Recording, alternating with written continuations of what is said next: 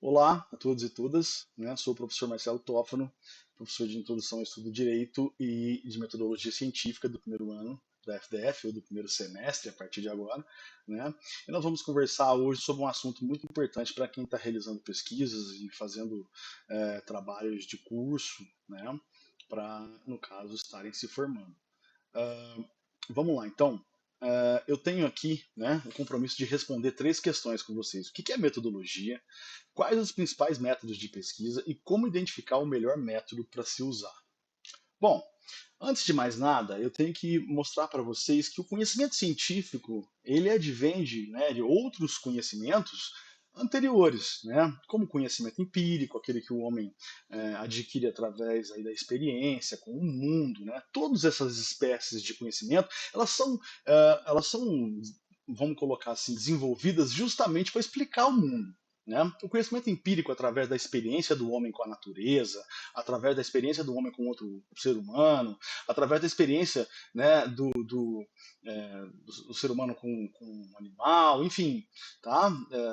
Tudo isso acontece e não para de acontecer desde os primórdios e até hoje, né, com a gente.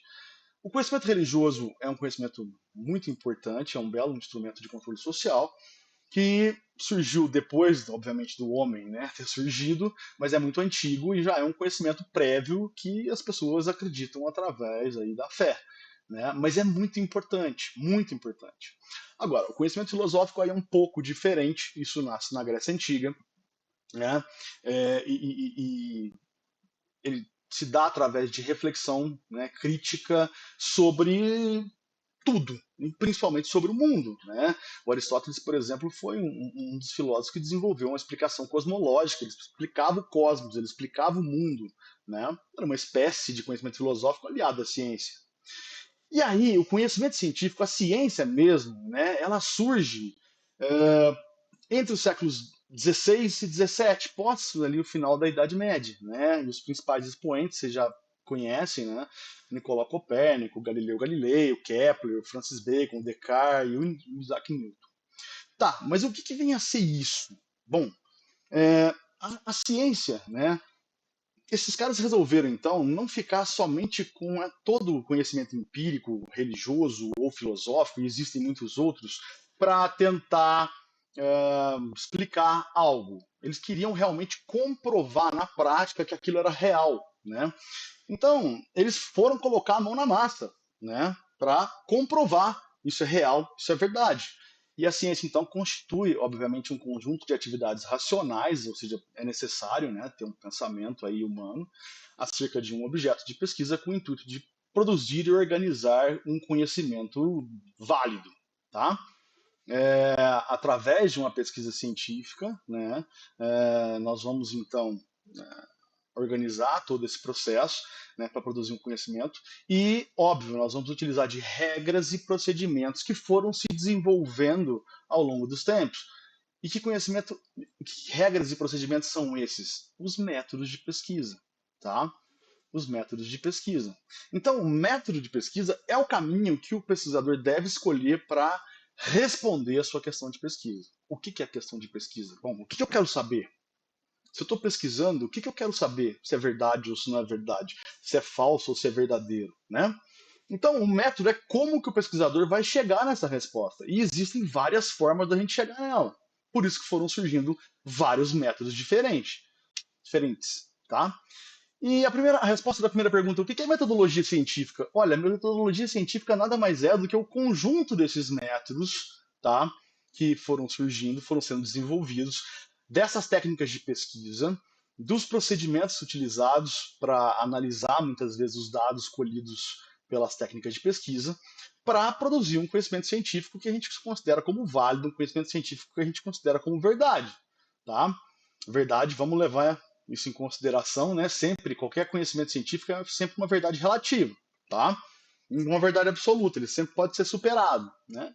E existem aí vários elementos da metodologia científica aos quais eu gravei uma aula, né, que vocês poderão comprovar cada um desses aí, né? Dar uma olhadinha em cada um desses e tentar entender.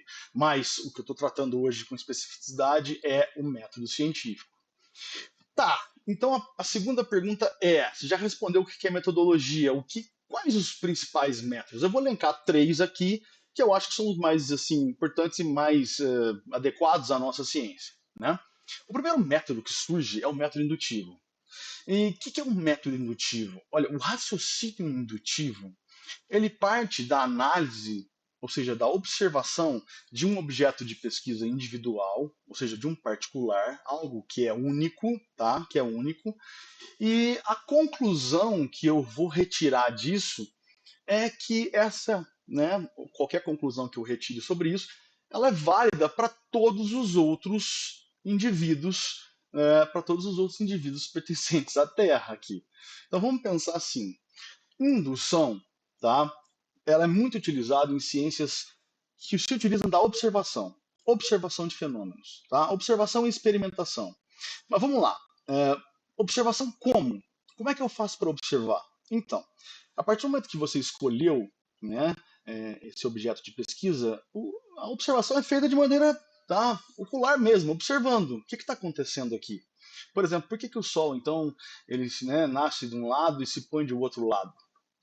Isso está comprovado. Todo dia acontece isso. Então eu preciso saber por quê e eu preciso comprovar que isso é verdade. Isso se dá através da observação. É óbvio que se eu comprovei, isso vai valer, né? Todos terão a mesma informação. Né? Então, ele é utilizado muito em ciências experimentais, como a medicina, a biologia, né? As ciências farmacêuticas. Né? Então, olha só, para você assim entender melhor, o argumento indutivo ele vai se basear na observação de algumas premissas, tá? Proposições ali sobre um objeto individual e a conclusão que você chegar daquilo ali, ou seja, depois que você realizou a pesquisa, ela vai valer para todos, ela vai ser de ordem geral para todos. Então vamos tentar, tá muito abstrato, vamos tentar pensar em algo que seja mais concreto, tá? Vamos levar aqui, ó, vamos pensar que surgiu uma doença nova e eu preciso fazer um tratamento ou desenvolver pelo menos a cura dessa doença, né? Então, como eu disse, ele é muito ligado a essas ciências, né, farmacêuticas, médicas, e isso, esse raciocínio indutivo, ele pode ser explicado através de um silogismo. Olha só, como é que eu vou buscar o resultado da minha pergunta de pesquisa, né, da minha indagação? Olha, o que é um silogismo? São premissas, né, que são propostas e verificadas e depois vem uma conclusão, tá? Percebam, eu vou fazer análises, tem três premissas aqui sobre indivíduos, tá? Sobre objetos individuais, ou seja, né, particulares. Olha só, o cidadão A estava doente e foi aplicado nele um determinado tipo de medicamento e foi observado que ele apresentou uma melhora. Ou seja, eu parti então da análise de algo que é individual. Esse indivíduo melhorou com esse medicamento. O paciente B também estava com a mesma doença, também melhorou. Né? O paciente X, tá? Vamos colocar no seu número aí que vai ser colocado, mas sei lá, eles fazem experiências, né, em milhares de pessoas. Ele também foi considerado, né, aí que teve uma melhora, né, ou seja, é parte então do conhecimento para se chegar na cura. No tratamento eles já têm. Logo, a conclusão da análise desses objetos individuais ela tem que ser genérica. Então, se eu apliquei o medicamento no paciente A, B e X, logo esse medicamento é considerado eficaz no tratamento de todos os outros pacientes que apresentarem, né, determinada doença. Vamos entender assim, tá? É simples assim? Olha, é claro que isso não é exatamente dessa forma hoje em dia, tem uma série de testes que serão feitos, né? Mas lá no começo era assim, né? Então a análise é feita a partir de indivíduos, a partir de elementos ali individuais, particulares, e as conclusões são de ordem genérica, né? Isso vale para várias ciências. E para a ciência do direito, a gente começa a ter uma certa dúvida. Né? O método indutivo pode ser aplicado nas ciências jurídicas? A resposta é sim, mas é preciso ter muito cuidado, muito cuidado. E digo para vocês, é em caso excepcional. Tá? Por exemplo, só para vocês terem uma noção, ó, então também estou analisando, tá, indivíduos, ou seja, estou analisando algo que é individual. Olha lá, eu vi lá uma notícia dizendo que o juiz A é corrupto. E aí, dias depois, eu vi outra notícia dizendo que o juiz B é corrupto. E aí eu vi outra notícia em outro local dizendo que o juiz X é corrupto. Pelo raciocínio indutivo, qual seria a minha conclusão? Logo, todos os juízes de direito são corruptos. Eu posso falar isso? Não, não posso.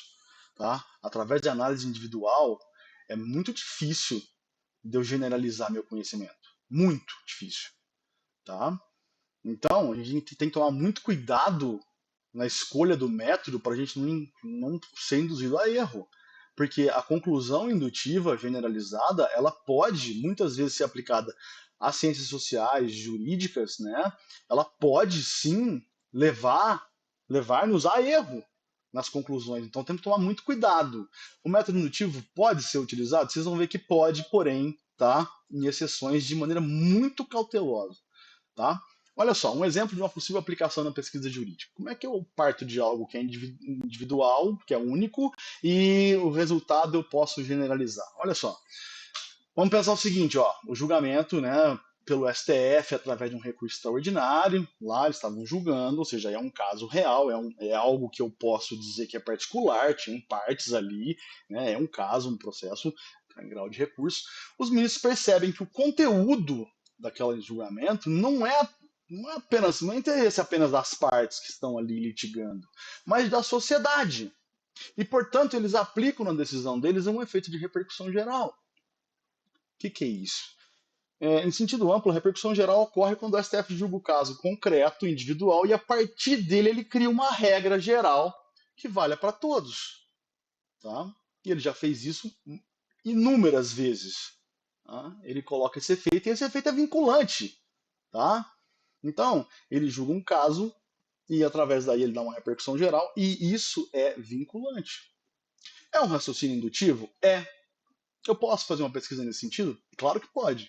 Tá? Aqui, como estou dizendo aí, a aplicação do raciocínio indutivo, ou seja, análise do particular e uma conclusão de ordem geral. Porém, são pouquíssimos os casos onde eu posso afirmar para vocês em que a gente pode utilizar o método indutivo nas ciências jurídicas. Tá? O mais comum é outro que é justamente ao contrário disso. Eu não parto de algo que é particular, né, que é individual, para tirar uma conclusão generalizada, porque isso é muito perigoso, né?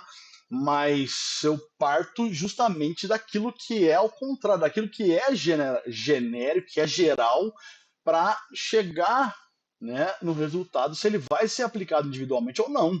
Então, a dedução aqui do método dedutivo, né, o argumento dedutivo é feito em ação contrária do indutivo. Portanto, eu parto da análise de dados gerais, constatados, e a partir de então eu obtenho uma verdade individual.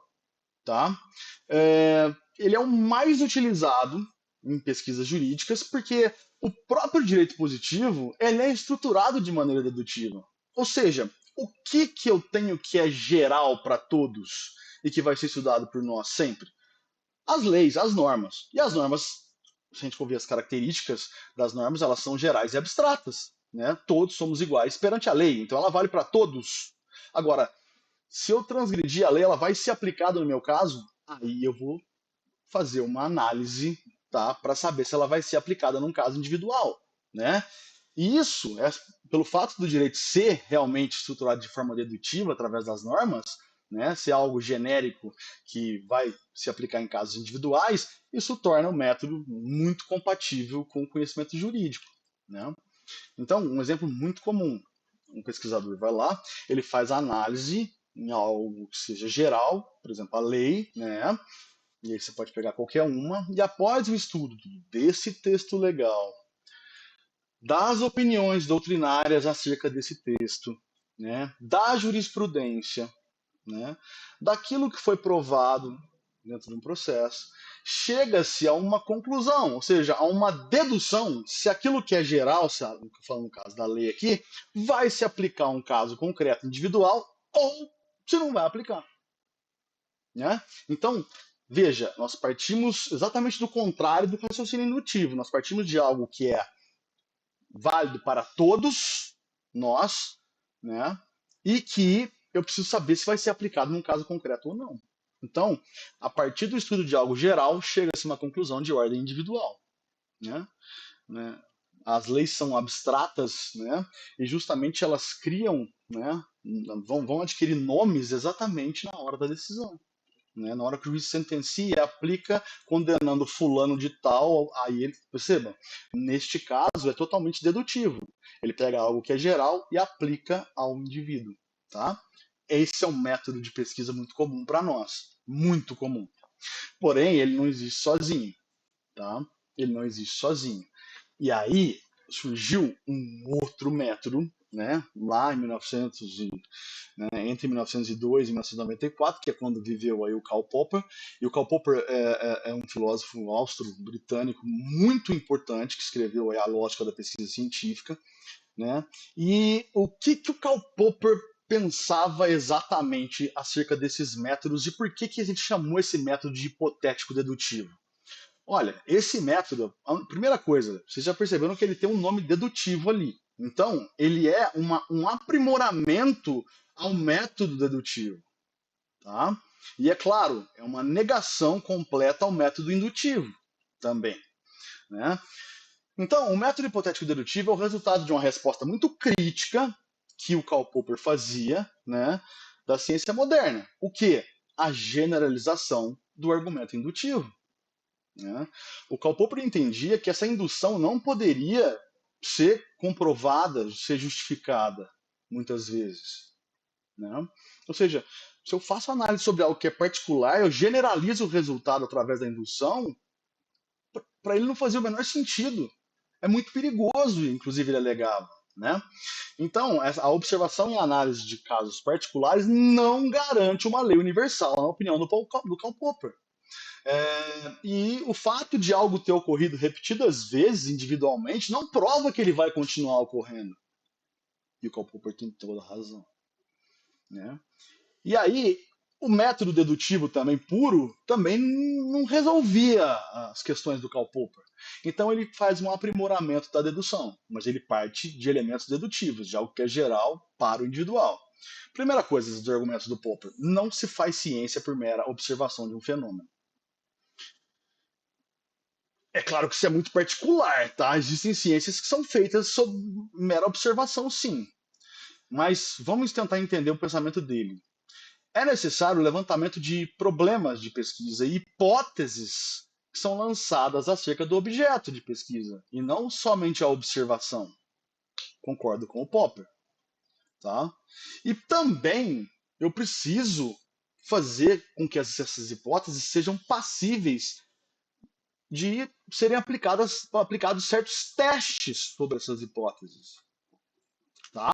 Testes de falseamento. E assim eu posso afastar uma hipótese que eu levantei, ou eu posso confirmar essa hipótese. Tá? Corroborar que essa hipótese é verdadeira. Né? Então, olha só, o que é uma hipótese de pesquisa, em primeiro lugar? Tá? É uma suposição inicial do pesquisador, tá? E provisória, que ele antecipa uma possível resposta para o problema que ele tem, tá? E será testado ao longo da investigação. Então, por exemplo, se eu quero saber se tá, uma lei recente vai ser algo eficiente, por exemplo, vai ter eficácia, né? Eu faço uma suposição, uma hipótese. Bom, se ela for aplicada dessa forma, eu acredito que vá ter um resultado satisfatório. É uma hipótese. Agora eu preciso ver depois na prática se ela está sendo eficaz ou não. E ela tem que ser passível de teste. Isso é muito interessante e esse é um conhecimento muito importante. Tá? Então a hipótese tem esse caráter preditivo mesmo, de fazer previsão. Então, assim, eu tenho uma dúvida e eu faço uma previsão do que pode acontecer. Né? Então, a utilização, vamos tentar fazer um exemplo aqui da utilização do método hipotético dedutivo na pesquisa jurídica. Olha só, qual que é o tema da pesquisa? O tema da pesquisa é a prisão preventiva e a fundamentação das decisões judiciais. Ok, o tema é esse. Tá bom. Qual que é o problema de pesquisa? Né? Primeiro passo do Popper. Qual que é o problema de pesquisa? Os juízes fundamentam adequadamente as decisões que decretam, né, prisão preventiva? Eles fundamentam adequadamente? Isso é a minha dúvida. Tá? Isso é só uma dúvida, não está respondendo nada. Tá? Aí depois eu faço então uma hipótese preditiva. As decisões que decretam prisão preventiva, em muitos casos, utilizam fundamentação genérica, tá? Sem analisar as circunstâncias concretas do caso. E eu acho isso. Mas aí eu preciso fazer os testes de falseamento para saber se essa hipótese minha é verdadeira ou se não é. Ou seja, para saber se se as decisões são realmente genéricas, são mal fundamentadas ou se são específicas, né? E aí o pesquisador, então, ele tem que fazer uma pesquisa, claro, teórica, ele tem que ler bastante sobre isso, entender muito sobre esse assunto, mas ele vai passar agora a fazer uma pesquisa empírica. Essa é uma característica que nós não temos muito no direito, nós temos que começar a lidar com ela, fazer pesquisa de dados, tá? Então, vamos lá. O pesquisador, então, seleciona decisões reais de tribunais, tá? Um determinado tribunal, por exemplo, de um certo período, ele lê essas decisões, todas elas, e verifica se há fundamentação concreta. Qual que é o resultado possível? Bom, obviamente a primeira hipótese, a hipótese que eu levantei, que está ali no número 2, né, que não, elas utilizam apenas fundamentação genérica, sem analisar as circunstâncias concretas do fato, ela pode ser confirmada, né, corroborada, né, não diria provada, porque, né, essa verdade que eu estou chegando pode ser, ela é relativa, ela pode ser superada, né?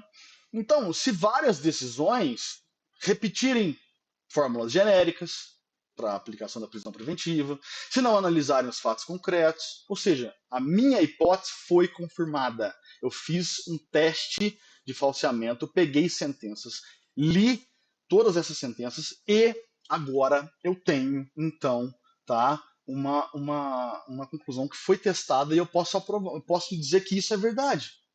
Veja, esse tipo de conhecimento é muito mais robusto do que o conhecimento que a gente tem no método dedutivo comum. Porque aqui eu estou comprovando através de dados, de pesquisa empírica, tá? Isso é muito importante. E também a hipótese pode ser refutada. Se as decisões que eu analisei lá, que eu falei que não tinham fundamentação jurídica necessária, se elas analisarem detalhadamente os casos, se justificam a prisão com dados concretos, né? Então, nesse caso, a minha hipótese tem que ser afastada, e aí tudo aquilo que eu levei em consideração para fazer a minha pesquisa, lá no final eu concluo que não era, a hipótese que eu levantei não era verdadeira, né? Ela foi afastada, foi refutada, né? Mas é muito importante destacar para vocês que não é só pesquisa teórica, só pesquisa em bases doutrinárias, só pesquisa em bases jurisprudenciais, não, tá? Nós temos que começar a pensar em pesquisa empírica, pessoal, tá bom? Então, para a utilização desse método hipotético dedutivo, além da pesquisa teórica, a gente tem que ir para a pesquisa empírica, tá bom? E qual é o melhor método para se utilizar? Olha, depende da delimitação da temática, né, da delimitação do problema e da modalidade de pesquisa que você quer escolheu para fazer. O método dedutivo é o mais comum, tá? É aquilo que todo estudante de direito faz. Ou seja, nós fazemos análise de algo que é geral e vamos tentar individualizar. Tá? Ou seja, nós vamos pegar análise de legislação, análise de doutrina, análise jurisprudencial e tentar chegar numa conclusão se aquilo vai se aplicar, se aquela lei vai se aplicar ao caso individual ou não, um caso concreto ou não. Método hipotético dedutivo. Para esse caso, eu tenho que fazer, então, né, um levantamento de hipóteses e essas hipóteses têm que ser passíveis de serem testadas. Né? Se eu, então, fizer uma pesquisa primeiro teórica e depois empírica e comprovar que a minha hipótese está correta, legal. Se não for comprovada, ela é totalmente falsa e essa é a conclusão da minha pesquisa. Tá? E o método indutivo? Bom, devido aos problemas de generalização do resultado, né, que é próprio, né, desse raciocínio, ele é utilizado como uma exceção. Então, peço que vocês tenham muito cuidado com a utilização do método indutivo. Tá bom, pessoal? Claro que essa foi uma explicação bem rápida, né? E também bem assim, sucinta, só para vocês terem uma noção básica e um norteador aí sobre 3 métodos que são utilizados. Existem outros? Existem, é claro, mas se eu tenho 20 minutos aqui para falar sobre 3 métodos, isso para mim não é nada, né? Eu precisava de muito mais tempo, mas pelo menos uma passagem sucinta eu fiz, espero que vocês tenham entendido. Tá bom? Muito obrigado.